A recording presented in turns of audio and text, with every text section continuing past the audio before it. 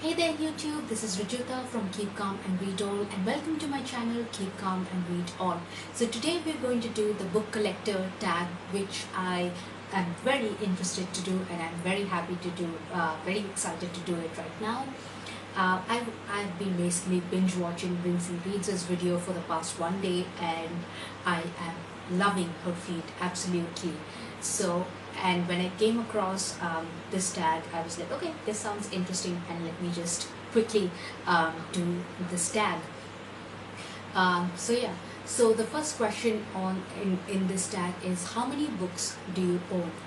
Um, that's not really an easy question to answer. I haven't counted how many books that I own. I don't think I've ever counted how many books do I own.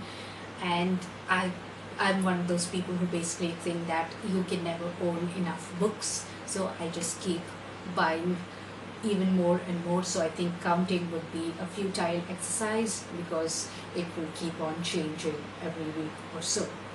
The next question on this tag is, how long has it taken you to accumulate your books?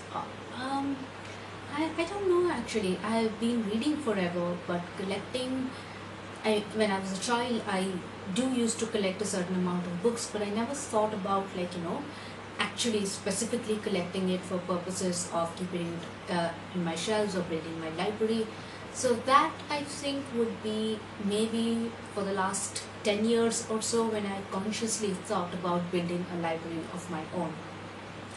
The next question is how often do you buy books? And yeah, I'm a huge book hoarder and a huge book collector, so that usually happens twice a week. I love browsing through bookstores, going through secondhand books, even looking online. In fact, most of my shopping happens online when I look for books. So yeah, probably around twice a week would be an accurate description over here. The next question is, how do you arrange your books? When I started shelving this library, it was basically based on genre. If you look to the top, it's like there's shelf of fantasy literature, science fiction. Then if you look at this is basically my contemporary lit side. This, however, is like my Penguin shelf. This is like my ode to Penguin publication. Basically, most of the works over there have been published by Penguin. So yeah, but I'm thinking about mixing it up, maybe like color coding my shelves or just turning it all white. So I haven't really, I don't know. Let's see how that goes. The next question is, what's the first book that you remember buying? I basically, I used I used to have a lot of books, but then we shifted and I lost a lot of books of mine. So uh, the first book in this library, and I'm taking this shelf as a reference point basically, is this edition of Famous Five by Enid Blyton. This is Five Go to Demon's Rock, and yeah, this is the first book that I own that is there in this library. This copy is, I think, around um, 12 or 14 years old, I think. I think that's how old this copy is. So yeah, this is the first book that I remember buying. The next question is, what's the last book that you remember buying? And that would be this gorgeous edition of Beren and Luthien. I have been basically waiting for this to come in stock so that I can buy it for myself. And this contains illustrations by Alan Lee, and I can't wait to read this. And this is basically a part of my July TBR. The next question is, which is the longest book that you own? And that would be my copy of A Dance with Dragons by George R.R. Martin.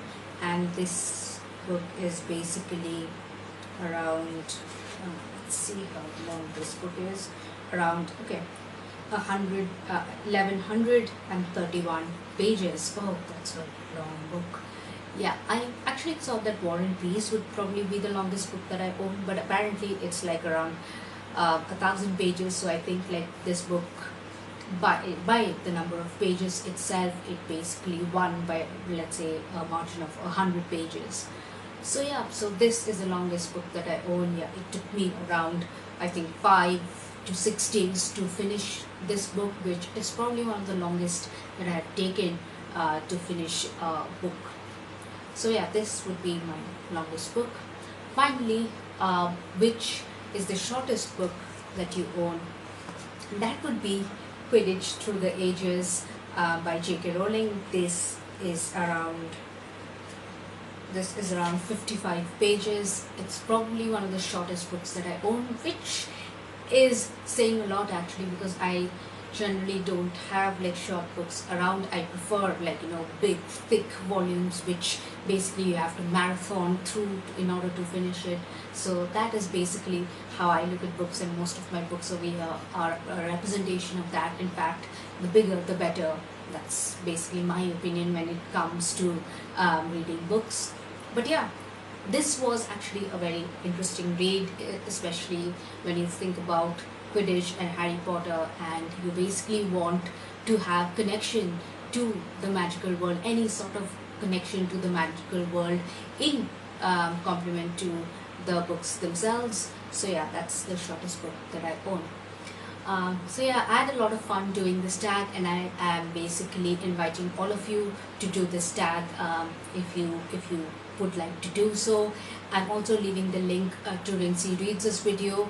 Her channel is amazing, so please guys, please head over if you haven't already to check out her channel.